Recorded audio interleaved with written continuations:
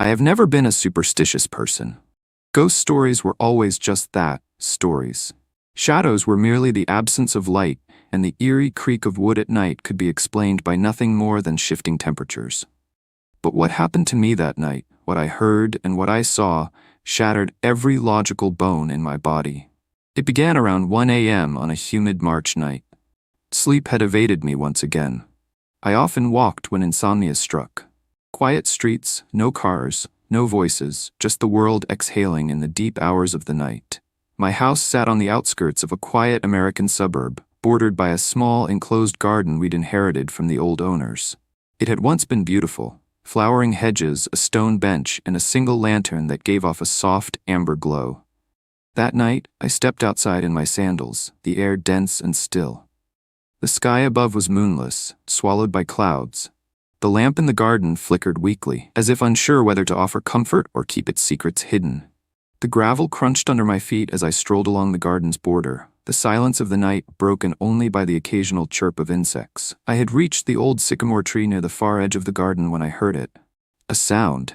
Not loud, not sudden, but wrong. It started as a whisper, faint, barely audible, like someone exhaling words from just behind the foliage. I froze, straining my ears. Help. The voice was thin, distant, but unmistakably human. My first instinct was rational. Maybe someone had wandered close from the street, maybe a neighbor was injured. But when I turned, no one was there. The street beyond my yard was empty. No cars, no footsteps, nothing. I stood there, pulse rising in my throat. Maybe it was a prank, some kid hiding in the bushes. Still, something about the voice, it was flat, emotionless, hollow. I took a cautious step toward the garden's center, brushing past the untrimmed hedges. The lantern overhead crackled, casting shadows that seemed to stretch and curl unnaturally. Then, again, the voice. Please, help me. This time, closer, much closer. It came from the base of the sycamore tree. I stepped forward, squinting at the gnarled roots. There was nothing there but earth and tangled weeds. I hesitated, then crouched low, brushing away the leaves. A hole, no larger than a basketball, just beneath the roots. Dark, unnaturally round, as if carved by hands, not by nature. And from within it came the next whisper. I'm cold. I backed away instinctively, my breath hitching. It wasn't just the words, it was the voice. It didn't sound like it came from a throat. It sounded projected, like it didn't belong to anything alive. Then something moved. A pale hand, small, childlike, reached out from the hole. Its fingers twitched, grasping at the soil. The skin was sickly, veined blue, with dirt packed beneath the nails. I staggered back, tripping over a root and hitting the ground hard. The hand froze.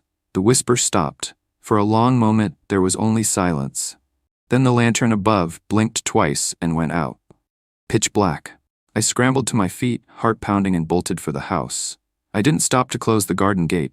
Didn't stop to turn on the porch light. Just slammed the door shut and locked it behind me. But I didn't sleep. Not that night. Not for many after. The next day, I convinced myself I had imagined it all. Sleep deprivation. My overactive mind. But that evening, as the sun dipped below the horizon and shadows lengthened across the living room floor, I caught a glimpse of something in the corner of the garden. It was fleeting, like a figure standing just outside the glow of the garden light. I stepped closer to the window, but it was gone. The next night, I stayed up again. I told myself it was just to make sure everything was normal. But deep down, I needed to know. I needed to be sure I hadn't lost my mind.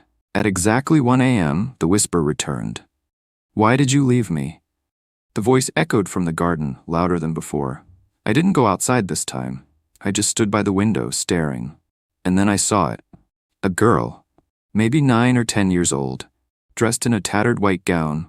Her skin looked almost translucent under the flickering garden light. She stood beneath the sycamore tree, staring directly at me. Her mouth didn't move, but I heard her clearly. Come back, please. Help me. And then, she blinked out of sight. Not ran, not faded.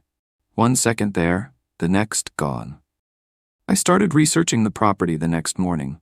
Dug through town records, visited the library. The house had been sold 6 times in 20 years. Most owners stayed less than a year. The third owner, Margaret Holloway, had lost a daughter in 1983, disappeared from the garden. The police never found a body. Her name was Elsie. And in Margaret's final written statement, before she was institutionalized, she claimed that Elsie still lived beneath the roots. That night I went back outside. I brought a flashlight, a shovel. I was shaking, but determined. If something was under that tree, if someone was trapped, I had to know. I started digging. Dirt flew, worms wriggled, and the hole deepened. Then the shovel hit wood. A small wooden box. I pried it open. Inside was a doll, old, hand-stitched. Its eyes had been sewn shut. Then the whisper returned, but this time it screamed, "Give her back." The garden erupted. Wind, though the air had been still. The sycamore tree creaked like it was crying out. I dropped the doll, stumbled back. The lantern exploded above me, showering sparks. The ground shook. From the hole, black tendrils emerged, shadow-like, oily. They slithered toward the doll, and standing above the roots was Elsie. Her eyes were open now. They were entirely black. "You should not have taken it," she whispered. The shadows surged forward. I ran, screaming, tripping, crawling.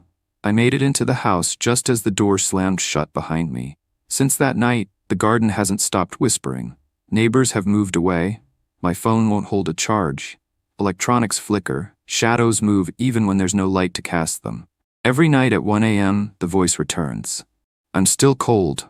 I tried to leave the house last month, packed everything, got in the car, but the road looped. No matter how far I drove, I always ended up back at the garden gate. It's not just the house anymore. It's me. Something followed me. I hear it now, even in the basement, even at work. Always just behind me, always whispering.